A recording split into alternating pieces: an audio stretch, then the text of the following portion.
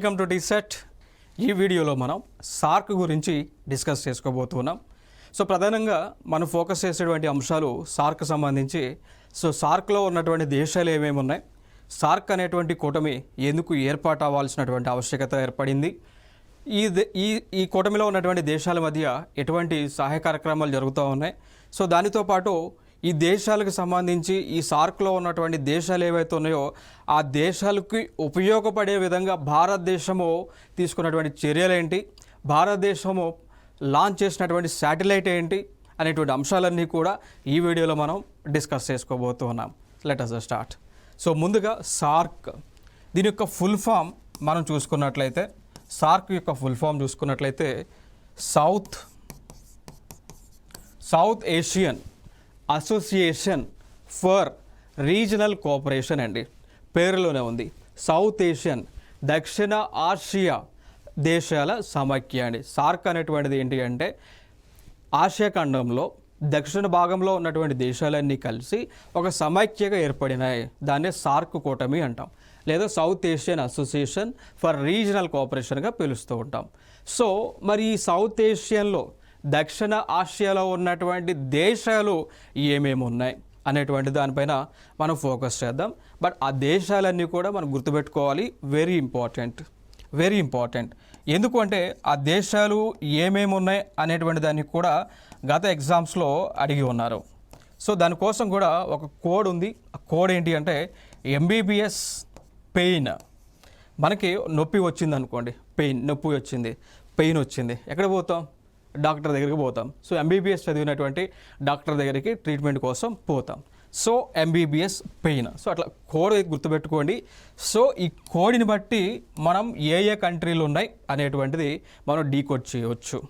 So MBBS pain, దీనిలో ఎంబీబీఎస్లో ఎం అనేటువంటి country ఏంటి అంటే, ఎం అనేటువంటి కంట్రీ ఇక్కడ మాల్దీవ్స్ అనేటువంటి ఒక దేశాన్ని రిప్రజెంట్ చేస్తూ ఉంది. సో మాల్దీవ్స్ అనేటువంటి దేశాన్ని రిప్రజెంట్ చేస్తూ ఉంది. ఈ ఎంబీబీఎస్లోనే ఒక బి వచ్చేసి భూటాన్ అనేటువంటి ఒక దేశాన్ని రిప్రజెంట్ చేస్తూ ఉంది. దాని తర్వాత ఇంకొక దేశం ఎంబీబీఎస్లోనే బి అనేటువంటి దేశం వచ్చేసి బంగ్లాదేశ్ అనేటువంటి ఒక దేశాన్ని రిప్రజెంట్ చేస్తూ ఉంది. ఇంకొక దేశం బంగ్లాదేశ్ని, ఇంకొక లెటర్ బంగ్లాదేశ్ని రిప్రజెంట్ చేస్తూ ఉంది. దాని తర్వాత ఎస్ పరంగా చూస్తే ఎస్ అనేటువంటిది శ్రీలంక అనేటువంటి ఒక దేశాన్ని రిప్రజెంట్ చేస్తూ ఉంది. దాని తర్వాత పెయిన్ అనేటువంటి వర్డ్ చూసుకుంటే ఈ పెయిన్లో పి వచ్చేసి పాకిస్తాన్, దాని తర్వాత ఏ వచ్చి ఆఫ్ఘనిస్తాన్, దాని తర్వాత ఐ వచ్చి ఇండియా. సో భారతదేశము కూడా సార్క్ కూటమిలో మెంబర్గా ఉంది. దాని తర్వాత ఎన్ నేపాల్. సో ఫైనల్గా వచ్చింది కదా 8 దేశాలు. సార్క్లో ఉన్నటువంటి దేశాలు 8 దేశాలు. గుర్తుపెట్టుకోవాలంటే కోడ్ మనం యూజ్ చేసే కోడ్ వచ్చేసి ఎంబీబీఎస్ పెయిన్ అనేటువంటి కోడ్ని మనం యూజ్ చేస్తూ ఉంటాం. సో ఎంబీబీఎస్లో ఎం అంటే మాల్దీవ్స్, బి అంటే భూటాన్, ఇంకొక బి అంటే బంగ్లాదేశ్, ఎస్ అంటే శ్రీలంక, పి అంటే పాకిస్తాన్, ఏ అంటే ఆఫ్ఘనిస్తాన్, ఐ అంటే ఇండియా, ఎన్ అంటే నేపాల్. సో 8 దేశాలు ఈజీగా మనం గుర్తుపెట్టుకోవచ్చు. Very important. కారణం ఏంటి అంటే అడిగి ఉన్నారు. సో సార్క్ కూటమిలో సభ్యులు గల దేశాలు ఏవేవి అని చెప్పేసి అడిగి ఉన్నారు. కొన్ని సందర్భాల్లో ఎన్ని దేశాలు ఉన్నాయి అనేటువంటి అంశాన్ని కూడా అడగటం జరిగింది. సో చూడవచ్చు ఇక్కడ. సో ఈ దేశాలన్నీ కూడా సార్క్ కూటమిలో, సార్క్లో ఉన్నటువంటి దేశాలు. సో మ్యాప్లో మనం చూసుకున్నట్లయితే ఈ దేశాలన్నీ కూడా సౌత్ ఏషియాని, సో దక్షిణ ఆసియా సమైక్యని రిప్రజెంట్ చేస్తూ ఉన్నాయి. ఇక్కడ చూస్తే మీరు ఇక్కడ ఆఫ్ఘనిస్తాన్ కానీ పాకిస్తాన్, ఇక్కడ ఇండియా, నేపాల్, భూటాన్, బంగ్లాదేశ్, శ్రీలంక లాంటి దేశాలు ఇక్కడ ఈ విధంగా అన్నీ కూడా, ఇక్కడ మాల్దీవ్స్ అనేటువంటి ఇంకొక దేశం కూడా, అన్నీ కూడా సౌత్ ఏషియన్ పార్ట్ని, దక్షిణ ఆసియా పార్ట్ని రిప్రజెంట్ చేస్తున్నటువంటి దేశాలు. ఇంకా దాని తర్వాత మనం చూసుకున్నట్లయితే మరి దీనికి సంబంధించి సార్క్ దేశాలకు సంబంధించి ఒక చార్టర్ అనేటువంటిది ఏర్పాటు చేసుకున్నారు. చార్టర్ అంటాం. సో సార్క్ దేశాలకు సంబంధించి ఒక చార్టర్ అనేటువంటి దాన్ని ఏర్పాటు చేసుకోవడం జరిగింది. మరి చార్టర్ అనేటువంటి దేనికి సంబంధించింది అంటే it is a set of guide lines. It is a set of guide lines. Charter is a set of guide lines. So ఇప్పుడు ఫర్ ఎగ్జాంపుల్గా తీసుకుంటే భారతదేశానికి రాజ్యాంగం అనేటువంటిది, భారతదేశానికి ఇండియన్ కాన్స్టిట్యూషన్ అనేటువంటిది ఏ విధంగా ఉంది, ఏ విధంగా సెట్ ఆఫ్ గైడ్ లైన్స్ అనేటువంటివి పరిపాలన కోసం యూజ్ చేస్తూ ఉన్నారు, అదే మాదిరిగా సార్క్ కూటమికి కూడా సార్క్ చార్టర్ అనేటువంటి దాన్ని రూపొందించుకున్నారు. సో సార్క్ చార్టర్లో ఏముంటాయి అంటే సార్క్ అనేటువంటి విధి విధానాలు ఏముంటాయి, సార్క్ అనేటువంటిది ఏ విధంగా వర్క్ చేయాల్సి ఉంటుంది, ఎవరు మెంబర్స్గా ఉంటారు, ఏ అంశాల మధ్య ఈ కోఆపరేషన్ అనేటువంటిది ఉండాలి అనేటువంటి అంశాలన్నీ కూడా సార్క్ చార్టర్లో పొందుపరచడం జరిగింది. సో దాని తర్వాత మనం చూసుకున్నట్లయితే ఈ సార్క్ చార్టర్ పైన ఈ ఒప్పందం లేదంటే సైన్ అనేటువంటిది చేసినటువంటి ప్లేస్ చూసుకుంటే బంగ్లాదేశ్లో ఉన్నటువంటి ఢాకా అండి. సో ఢాకా అనేటువంటిది బంగ్లాదేశ్ దేశంలో ఉన్నటువంటి ఒక ప్రాంతం. ఆ దేశానికి రాజధానికి కూడా మనం చెప్పుకోవచ్చు. ఆ దేశంలోనే ఈ సార్క్ చార్టర్ పైన ఈ దేశాలన్నీ కలిసి 8 దేశాలన్నీ కలిసి కూడా అగ్రిమెంట్ పైన సైన్ చేయడం జరిగింది. దాని తర్వాత చూసుకున్నట్లయితే 8 డిసెంబర్ 1985 నుంచి కూడా సార్క్ అనేటువంటిది ఏర్పాటై ఆవిర్భావంలోకి రావడం జరిగింది 8 డిసెంబర్ 1985 నుంచి. దాని తర్వాత సార్క్ యొక్క సెక్రటరేట్ మనం చూసుకున్నట్లయితే నేపాల్ దేశంలో కాఠ్మండు అనేటువంటి ఒక ప్లేస్లో ఏర్పాటు చేసుకున్నారు.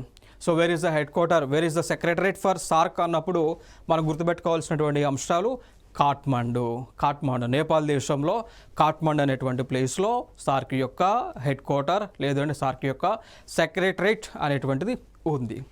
దాని తర్వాత మనం చూసుకున్నటువంటి అంశం చూసుకుంటే ఈ దేశాలన్నీ కూడా 8 మెంబర్స్ కూడా ప్రస్తుతము సార్క్లో సభ్యులుగా ఉన్నటువంటి దేశాలు 8 కంట్రీస్. దాని తర్వాత సార్క్లో కొన్ని కంట్రీస్ అబ్జర్వర్ కంట్రీస్గా జాయిన్ అయినాయి. అవి దేశాలు చూస్తే 1 ఆస్ట్రేలియా, 2 చైనా, 3 యూరోపియన్ యూనియన్ ఐరోపా సమాఖ్య, 4 Iran, 5 Japan, 6 republic of Korea, 7 Mauritius, 8 Myanmar, 9 United states of America అండి. దీనికి డిఫరెన్స్ ఏంటి, ఈ దేశాలకు ఆ దేశాలకు డిఫరెన్స్ ఏంటి? ఇవేమో అఫీషియల్ మెంబర్స్ అండి. సార్క్ కూటమిలో అఫీషియల్గా ఉన్నటువంటి పర్మనెంట్ శాశ్వత సభ్యులు ఈ దేశాలు. ఆ దేశాలు సార్క్ సమావేశాలు జరిగినప్పుడు గెస్ట్ కంట్రీస్గా వీరు పాల్గొంటారు. సమావేశాల్లో వీరు ఖచ్చితంగా పాల్గొనాలి. ఈ 8 దేశాలు ఖచ్చితంగా సార్క్ సమిట్లో పాల్గొనాలి. వీరు పాల్గొనపోవచ్చు.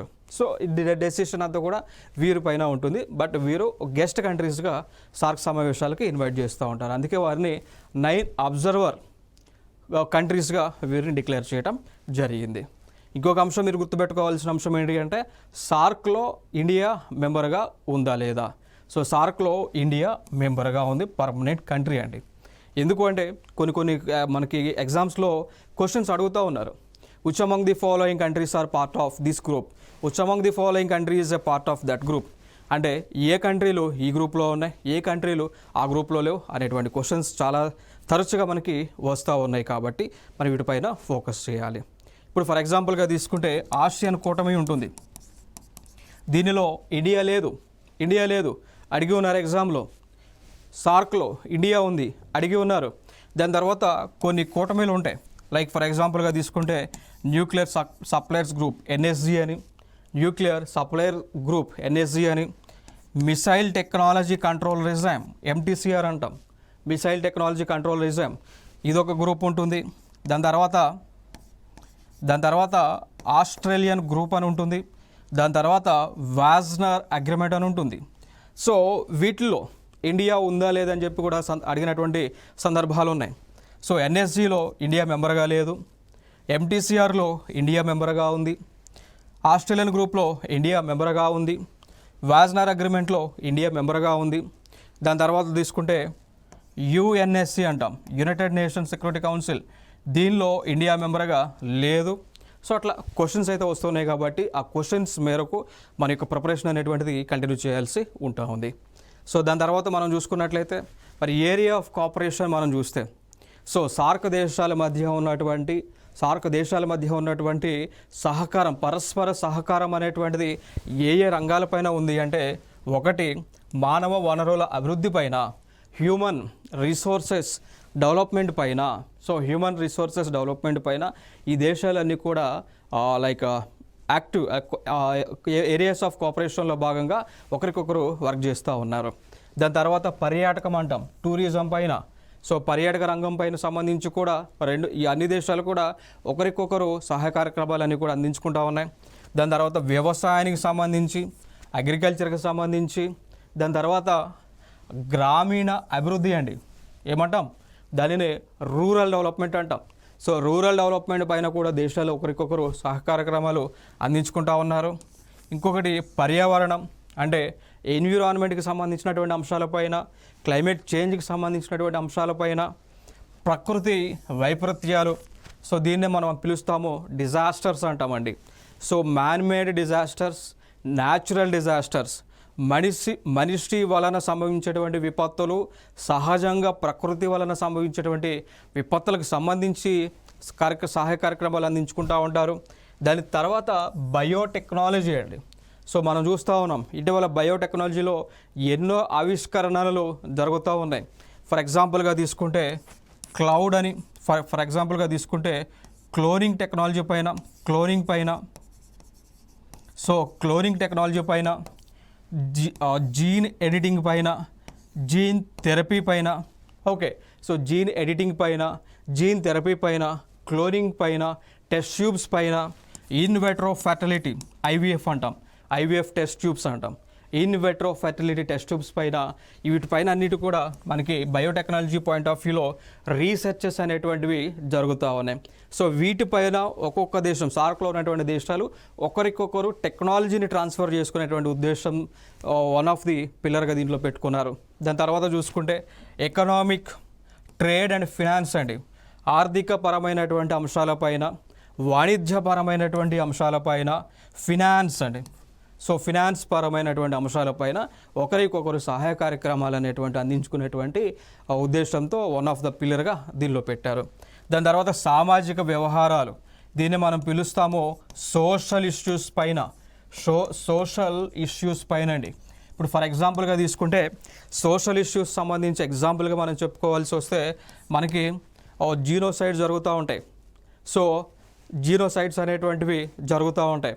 దాని తర్వాత కొన్ని దేశాలలో ప్రజలలో ఈ యొక్క లైక్ జెండర్ డిస్పారిటీ అనేటువంటిది, సో జెండర్కి సంబంధించి అంశాలపైన, రేస్ జాతి పైన, కాస్ట్ కులము పైన, వారి యొక్క రంగు వర్ణము పైన, సో వీటిపైన ఈ అంశాలపైన వివిధ దేశాలలో ఈ యొక్క అట్రాసిటీస్ అనేటువంటి ఎక్కువగా జరుగుతూ ఉంటాయి.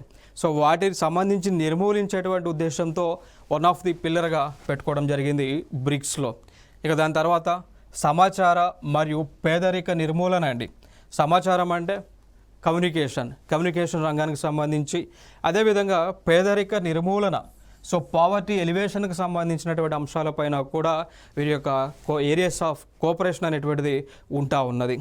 దాని తర్వాత ఎనర్జీ పైన, ఇంధనం పైన, వనరుల పైన, రవాణా పైన, సైన్స్ అండ్ టెక్నాలజీ సాంకేతిక పైన కూడా ఈ కోఆపరేషన్ సహకారం అనేటువంటిది ఉంటా ఉంది. దాని తర్వాత విద్య, ఎడ్యుకేషన్ పైన, భద్రత, సెక్యూరిటీ పైన, సంస్కృతి, కల్చర్ పైన మరియు ఇతర అంశాలపైన ఈ దేశాల మధ్య పరస్పరంగా ఒకరికొకరు సహాయ కార్యక్రమాలు అనేటువంటివి చేసుకుంటూ ఉంటారు. దాని తర్వాత మనం చూసుకున్నట్లయితే ఈ సార్క్కి సంబంధించి ఈ సార్క్లో ఉన్నటువంటి దేశాలు కలిసి కొంత ఫండ్ని ఏర్పాటు చేసే దాన్నే పిలుస్తాము సార్క్ డెవలప్మెంట్ ఫండ్ అంటామండి. దాన్ని ఏమని పిలుస్తాము అంటే సార్క్ డెవలప్మెంట్ ఫండ్. దీని యొక్క ముఖ్య ఉద్దేశం ఏంటి అంటే ఏ దేశాలైతే సార్క్ కూటమిలో సభ్యులుగా ఉన్నాయో ఆ దేశాలకు విపత్కరమైనటువంటి పరిస్థితులు సంభవించినటువంటి సమయంలో ఆ దేశాలకు ఈ ఫండ్ నుంచి వారికి సహాయ కార్యక్రమాలు అందిస్తాయి. ఫర్ ఎగ్జాంపుల్గా తీసుకుంటే ఇటీవల పాకిస్తాన్ అనేటువంటి ఒక దేశంలో పూర్తిగా ఫినాన్షియల్ క్రైసిస్ అనేటువంటిది వచ్చింది అండి. ఆర్థిక పరమైనటువంటి సంక్షోభం అనేటువంటిది ఆ దేశంలో వస్తే, ఆ దేశంలో తినటానికి ప్రజల దగ్గర కూడా డబ్బులు లేనటువంటి సిచ్యువేషన్ ఉంటే, ఉన్నటువంటి సమయంలో తినటానికి ఆహారం కూడా లేనటువంటి సిచ్యువేషన్ ఉన్నటువంటి సమయంలో బ్రిక్స్ కూటమి ఏర్పాటు చేసినటువంటి ఈ ఏదైతే ఫండ్ ఏదైతే ఉందో, సార్క్ డెవలప్మెంట్ ఫండ్ ఏదైతే ఉందో, దాని నుంచి ఈ పాకిస్తాన్ దేశానికి గ్రాంట్స్ అనేటువంటివి, సో గ్రాంట్ ఇన్ ఎయిడ్ అనేటువంటివి ఇవ్వటం జరిగింది. సో దీన్ని బట్టి మనం ఏ అర్థం చేసుకోవాలి, ఏ దేశంలో అయినా కానీ బెయిల్అవుట్ పరిస్థితులు, దివాళా తీసేటువంటి పరిస్థితులు ఉన్నటువంటి సమయంలో ఈ ఫండ్ నుంచి వారికి సహాయ కార్యక్రమాలను అందిస్తూ ఉన్నారు. సో దీనిలో డొనేషన్ ఇండియన్ గవర్నమెంట్ కూడా డొనేషన్ చేయటం జరిగింది అండి. దాని తర్వాత సార్క్ ఆర్బిట్రేషన్ కౌన్సిల్ అనేటువంటిది ఏర్పాటు చేసుకున్నారు. సో సార్క్ ఆర్బిట్రేషన్ కౌన్సిల్ యొక్క ముఖ్య ఉద్దేశం ఏంటి అంటే, సార్క్ కూటమిలో ఉన్నటువంటి 8 దేశాలు ఏవైతే ఉన్నాయో ఆ దేశాలకు సంబంధించి ఎటువంటి న్యాయపరమైనటువంటి చిక్కులు సంభవించినా కానీ వచ్చినా కానీ వారు పరస్పరంగా ఒకరికొకరు సాల్వ్ చేసుకునేటువంటి ఒక ప్లాట్ఫామ్ ఇది సార్క్ ఆర్బిట్రేషన్ కౌన్సిల్. దాని తర్వాత సౌత్ ఏషియన్ యూనివర్సిటీని ఏర్పాటు చేసుకున్నారు. సౌత్ ఏషియన్ యూనివర్సిటీని వీరు ఏర్పాటు చేసుకోవటం జరిగింది అండి. ఓకే, సో ఈ సౌత్ ఏషియన్ యూనివర్సిటీ అనేటువంటిది ఏ దేశంలో ఉంటుంది? భారతదేశంలో ఉంటుంది. Very important. సో ఇండియాలో సౌత్ ఏషియన్ యూనివర్సిటీని న్యూఢిల్లీ వేదికగా, సో న్యూఢిల్లీలో ఏర్పాటు చేసుకోవడం జరిగింది. సో ఈ సౌత్ ఏషియన్ యూనివర్సిటీలు ఏం చేస్తారు అంటే, ఈ సార్క్ దేశాలకి చెందినటువంటి స్టూడెంట్స్ ఎవరైతే ఉన్నారో వారికి ఈ యూనివర్సిటీలో సీట్లను కేటాయిస్తారు. ఈ యూనివర్సిటీలో వాళ్ళకి ఎడ్యుకేషన్ని ప్రొవైడ్ చేస్తారు. సో ఇదొక ఇంపార్టెంట్ అంశం. దాని తర్వాత చూసుకున్నట్లయితే సార్క్కి సంబంధించినటువంటి సమిట్స్ మనం చూసుకున్నట్లయితే మొట్టమొదటి సమిట్ సార్క్కి సంబంధించి ఢాకాలో అంటే బంగ్లాదేశ్లో 1985వ సంవత్సరంలో జరిగింది. 1985లో ఢాకాలో జరిగింది. రెండవది చూసుకున్నట్లయితే ఇండియాలో అంటే బెంగళూరులో 1986లో జరిగింది. మూడవది వచ్చి కాట్మండ్ నేపాల్ దేశంలో జరిగింది అండి 1987వ సంవత్సరంలో. తర్వాత చూసుకుంటే నాలుగవది చూసుకుంటే ఇస్లామాబాద్ అంటే పాకిస్తాన్ దేశంలో, సో పాకిస్తాన్ దేశంలో 1988లో జరిగింది. దాని తర్వాత చూసుకున్నట్లయితే ఐదవ సమిట్ వచ్చేసి మలే. సో మలే అంటే మాల్దీవ్స్ ప్రాంతంలో, మాల్దీవ్స్ దేశంలో 1990లో జరిగింది. ఐదవ శిఖరాగ్ర సమావేశం. ఆరవది చూసుకుంటే శ్రీలంకలో కొలంబాలో 1991లో, ఏడవది ఢాకాలో 1993లో, ఎనిమిదవది ఇండియాలో న్యూఢిల్లీలో 1995లో, తొమ్మిదవది మళ్ళీ మాల్దీవ్స్లో 1997లో, పదవది వచ్చేసి 1998 శ్రీలంక దేశంలో జరిగింది అండి. తర్వాత 11 మళ్ళీ కాట్మండ్, 12 ఇస్లామాబాద్, 13 ఢాకా, 14 న్యూఢిల్లీ. సో న్యూఢిల్లీలో 2 సార్లు జరిగింది. సో సార్క్ సమిట్ 2007లో ఇది రెండవసారి జరిగింది. So 14th summit SAARC summit. 15th వచ్చేసి కొలంబోలో మళ్ళీ. సో ఫైనల్గా రీసెంట్గా జరిగినటువంటి సమిట్ సార్క్ సమిట్ వచ్చేసి 19వ సమిట్ అండి. సో ఇస్లామాబాద్ పాకిస్తాన్ దేశంలో జరగాల్సి ఉంది, అర్థమైందా? సో 19వ సమిట్ రీసెంట్గా జరగాల్సినటువంటి సమిట్ 2016లో 2016లో పాకిస్తాన్ దేశంలో సమిట్ జరగాల్సి ఉంది. మరి ఎందుకు జరగలేదు? కారణం ఏంటి అంటే 2016లో పాకిస్తాన్కి చెందినటువంటి టెర్రరిస్టులు భారతదేశం పైన, భారతదేశం యొక్క ఆర్మీ పైన అటాక్ చేశారండి. 2016వ సంవత్సరంలో పాకిస్తాన్కి చెందినటువంటి తీవ్రవాద మూకలు ఆ దేశంలో ఉన్నటువంటి జైష్ ఈ మహమ్మద్ అంటాం, లష్కర్ ఈ తైబా అంటాం. సో ఈ రెండు కూడా పాకిస్తాన్ దేశంలో ఉన్నటువంటి తీవ్రవాద సంస్థలు, జైష్ ఈ మహమ్మద్ కానీ లష్కర్ ఈ తైబా కానీ. సో వీళ్ళు భారతదేశానికి చెందినటువంటి ఇండియన్ ఆర్మీ పైన అటాక్ చేశారు 2016లో. సో దానికి పర్యవసానంగా, దానికి రిజల్ట్గా ఇండియన్ గవర్నమెంట్ 2016లో పాకిస్తాన్లో జరగాల్సినటువంటి సార్క్ సమిట్ని బాయ్కాట్ చేసింది. సో ఇండియా బాయ్కాట్ చేయంలోనే మిగిలినటువంటి దేశాలు కూడా ఆ సమావేశాలకి అటెండ్ అవ్వలేదు. అర్థమైందా? సో ఇండియా అటెండ్ అవ్వలేదు కాబట్టి మిగిలినటువంటి దేశాలు కూడా పాకిస్తాన్లో జరగాల్సినటువంటి 19th శిఖరాగ్ర సమావేశానికి అటెండ్ అవ్వలేదు. క్లియర్ కదా? ఇది ఇంపార్టెంట్. దాని తర్వాత ఇంకొక అంశం ఫర్దర్గా మనం మాట్లాడుకోవాల్సి వస్తే సార్క్ దేశాలలో అగ్రగామిగా ఉన్నటువంటి దేశము భారతదేశం. సో సార్క్ కూటమిలో ఉన్నటువంటి 8 దేశాలలో టాప్ ప్లేస్లో ఉన్నటువంటి దేశము భారతదేశం. ఎందుకు అనగా పాపులేషన్ పరంగా జనాభా పరంగా చూసుకుంటే భారతదేశంలో జనాభా 142 కోట్ల జనాభా ఉంది అండి. సో ప్రపంచంలోనే మొట్టమొదటి స్థానంలో ఉంది. ఎకానమీ పరంగా దేశ స్థూల ఆదాయము గ్రాస్ డొమెస్టిక్ ప్రొడక్ట్ ఆధారంగా చూసుకుంటే భారతదేశం యొక్క గ్రాస్ డొమెస్టిక్ ప్రొడక్ట్ ఇంచుమించుగా ఆన్ యావరేజ్గా 3.2 ట్రిలియన్ అయితే ఉంది. సో దీని యొక్క ర్యాంక్ చూసుకున్నట్లయితే 5th ప్లేస్లో మనం ఉన్నాము అండి. దాని తర్వాత పర్చేస్ పవర్ ప్యారిటీ అంటాం, పీపీపీ అంటాం. ఈ పొజిషన్లో భారతదేశం యొక్క ర్యాంక్ వచ్చి 3rd ప్లేస్లో మనం ఉన్నాము. దాని తర్వాత డిఫెన్స్ పరంగా రక్షణ రంగానికి సంబంధించి పైన దేశ రక్షణకు సంబంధించి పైన మనము 4th ప్లేస్లో భారతదేశము ఉండటం జరిగింది. దాని తర్వాత వ్యవసాయ ఉత్పత్తులలో అగ్రికల్చర్ ప్రొడక్టివిటీలో భాగంగా చూసుకుంటే మనము కొన్ని ప్లేసెస్లో 1st ప్లేస్లో ఉన్నాం, కొన్ని అంశాలలో మనం 2nd ప్లేస్లో ఉండటం జరిగింది అండి. ఓకే, సో ఇంత క్యారెక్టరిస్టిక్స్ ఉన్న ఈ స్పెసిఫికేషన్స్ ఉన్నటువంటి భారతదేశము సార్క్లోనే అగ్రగామిగా ఉన్నటువంటి అంశం మనకు కనిపిస్తూ ఉన్నది. అందుకోసమే భారతదేశము ముందుకు వచ్చి ఈ సార్క్లో ఉన్నటువంటి దేశాలకు ఉపయోగపడే విధంగా సొంత ఖర్చుతో భారతదేశము సార్క్ అనేటువంటి ఒక శాటిలైట్ని లాంచ్ చేయడం జరిగింది అండి. సార్క్ శాటిలైట్ని భారతదేశము లాంచ్ చేసింది. సార్క్ శాటిలైట్ కంప్లీట్గా మన ఖర్చుతోనే మనము కక్షలోకి పంపించడం జరిగింది. సో పంపించిన తర్వాత ఇండియన్ గవర్నమెంట్ ఏమన్నది అంటే సార్క్ కూటమిలో ఉన్నటువంటి దేశాలన్నీ కూడా ఆ సార్క్ శాటిలైట్ని ఫ్రీగా యూజ్ చేసుకోవచ్చు. సో ఆ శాటిలైట్ ద్వారా ఆ దేశాలలో టెలికాం సేవలను పొందవచ్చు, టెలికమ్యూనికేషన్ సేవలను పొందొచ్చు అని చెప్పడం జరిగింది.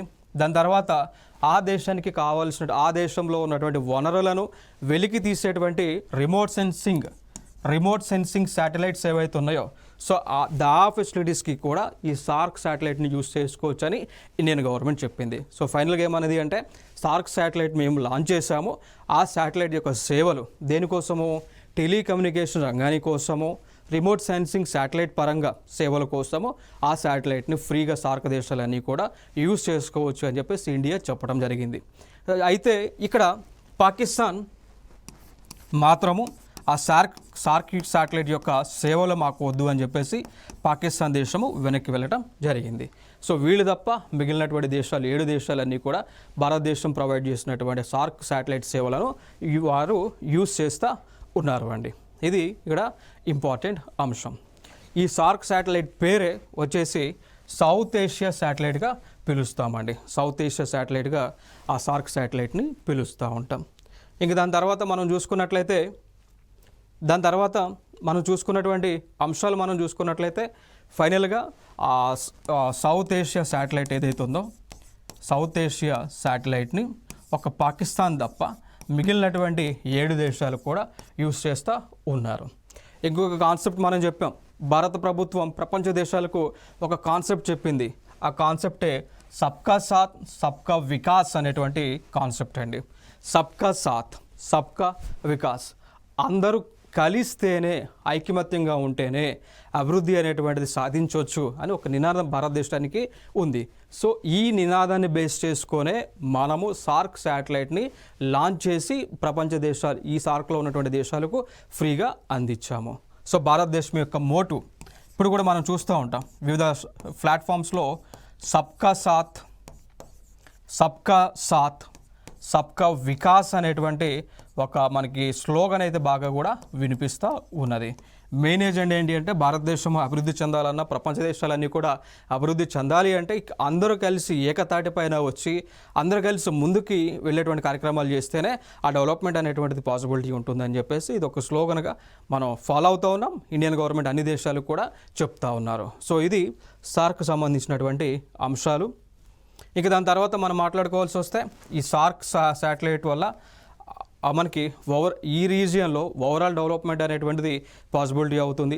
దాని తర్వాత ఈ సార్క్ శాటిలైట్ వల్లనే మనకి రిసోర్సెస్ అనేటువంటి ఏవైతే ఉన్నాయో, వనరులు ఏవైతే ఉన్నాయో, సో సహజ వనరులు ఏవైతే ఉన్నాయో వాటిని వెలికి తీయడానికి కూడా ఈ శాటిలైట్ అనేటువంటిది ఉపయోగపడుతూ ఉంది అని చెప్పేసి మన భారత ప్రభుత్వం చెప్తా ఉన్నది అండి. ఓకే, దాని తర్వాత ఇంకొక అంశం మనం ఏం చేసాము అంటే మన దగ్గర ఉన్నటువంటి టెక్నాలజీ ఉపయోగించుకొని ఈ సార్క్ దేశాల్లో ఉన్నటువంటి టెక్నాలజీ ఉపయోగించుకొని ఈ సార్క్ దేశాల్లో ఉన్నటువంటి ఆ దేశాల్లో ఉన్నటువంటి వనరులు ఎక్కడెక్కడ ఉన్నాయి, న్యాచురల్ రిసోర్సెస్ అనేటువంటివి ఎక్కడెక్కడ ఉన్నాయి అని కూడా మనం ఆ యొక్క ప్లాట్ చేయడం జరిగింది. సో ఆ శాటిలైట్స్ ఉపయోగించుకొని ఈ దేశాల్లో ఉన్నటువంటి సహజ వనరులు ఎక్కడెక్కడ ఉన్నాయి, ఎంత మోతాదులో ఉన్నాయి అనేటువంటి అంశాన్ని ఈ దేశాలకు మనం తెలియజేసాం. దాని తర్వాత టెలిమెడిసిన్ అందిస్తూ ఉన్నాము, ఎడ్యుకేషన్ అందిస్తూ ఉన్నాము, ఐటీ కనెక్టివిటీ అందిస్తూ ఉన్నాము, పీపుల్ టు పీపుల్ కనెక్టివిటీ అనేటువంటిది మనం అందించడం జరుగుతూ ఉంది. సో ఇది ఇంపార్టెంట్గా సార్ గురించి మనం మాట్లాడుకోవాల్సినటువంటి అంశాలు అండి. సో ప్రధానంగా మనం ఫోకస్ చేయాల్సినటువంటి అంశాలు ఏంటి అంటే భారత ప్రభుత్వము సార్క్ దేశాలకు అందించినటువంటి శాటిలైట్ దాని గురించి మనం తెలుసుకోవాలి. సౌత్ ఏషియన్ శాటిలైట్ అని పిలుస్తూ ఉంటాం. దాని తర్వాత సార్క్ సంబంధించినటువంటి రీసెంట్ సమిట్స్ ఎప్పుడు జరిగినాయి. సో రీసెంట్ సమిట్ అంటే 2016లో పాకిస్తాన్లో జరగాల్సి ఉంది కానీ జరగలేదు. దానికి గల కారణాలు ఏంటి అంటే పాకిస్తాన్ దేశానికి చెందినటువంటి లష్కర్ ఈ తైబా, జైష్ ఈ మహమ్మద్ అనేటువంటి టెర్రరిస్ట్ గ్రూప్స్ భారతదేశం పైన, ఇండియన్ ఆర్మీ పైన అటాక్ చేసింది. సో దాని వలన భారతదేశము ఆ సార్క్ సమిట్కి బహిష్కరించింది. సో అక్కడి నుంచి కూడా 2016 నుంచి కూడా ఇంకా భారతదేశంలో కదా ఎక్కడ కూడా సార్క్ సంబంధించినటువంటి సమిట్స్ అయితే ప్రస్తుతం అయితే జరగలేదు. బట్ ఫర్దర్గా సమిట్స్ జరగపోయినప్పటికీ కూడా ఈ సార్క్లో ఉన్నటువంటి దేశాల మధ్య ఆ కోఆపరేషన్ అనేటువంటిది స్టిల్ ఇప్పటికీ కూడా ఆ పరంపర అనేటువంటిది ఇప్పటికీ కూడా నడుస్తూ ఉంది. దానిలో భాగంగానే మనం మాట్లాడుకోవాల్సి వస్తే ఆఫ్ఘనిస్తాన్ అనేటువంటి ఒక దేశంలో మనము ఆ దేశానికి పార్లమెంటుని మనము కన్స్ట్రక్ట్ చేయడం జరిగింది అండి. సో సార్క్ కూటమిలో ఏదైతే మనం ఏరియాస్ ఆఫ్ కోఆపరేషన్గా పిల్లర్స్ పెట్టుకున్నామో దానిలో భాగంగా ఆఫ్ఘనిస్తాన్ అనేటువంటి ఒక దేశంలో ఆ దేశానికి పార్లమెంట్ని మనం కట్టించి ఫ్రీగా ఇచ్చాం. దాంతోపాటు ఆ దేశంలో మనము ఆఫ్ఘనిస్తాన్ దేశంలో స్కూల్స్ని డెవలప్ చేశాము. దాంతోపాటు డయాగ్నోస్టిక్స్ ల్యాబ్స్ని కూడా ఆ దేశంలో మనం నిర్మించడం జరిగింది. దాంతోపాటు నేపాల్ దేశానికి కూడా మనం ఏం చేసాము అంటే ఈ ఏరియాస్ ఆఫ్ కోఆపరేషన్లో భాగంగా ఆ దేశంలో మనం రోడ్స్ని వేసామండి. నేపాల్ దేశంలో రోడ్స్ని వేసాము, ఆ దేశంలోనే స్కూల్స్ని కన్స్ట్రక్ట్ చేశాము. ఓల్డ్ ఏజ్ హోమ్స్ని ఆ దేశంలో నేపాల్లో ఓల్డ్ ఏజ్ హోమ్స్ని మనమే కన్స్ట్రక్ట్ చేశాము. దాంతోపాటు ఆ దేశానికి కావాల్సినటువంటి ఎలక్ట్రిసిటీని కూడా, విద్యుత్ని కూడా మనము సార్క్లో ఉన్నటువంటి అగ్రిమెంట్ ప్రకారం ఆ దేశానికి అందిస్తూ ఉన్నాము అండి. సో ఇవన్నీ కూడా మనం తెలుసుకోవాల్సినటువంటి అంశాలు. సో ఇవి సార్క్ సంబంధించినటువంటి అంశాలు. సో నెక్స్ట్ వీడియోలో సరికొత్త అంశాలతో మీ ముందుకు రావడం జరుగుతుంది. Thank you so much.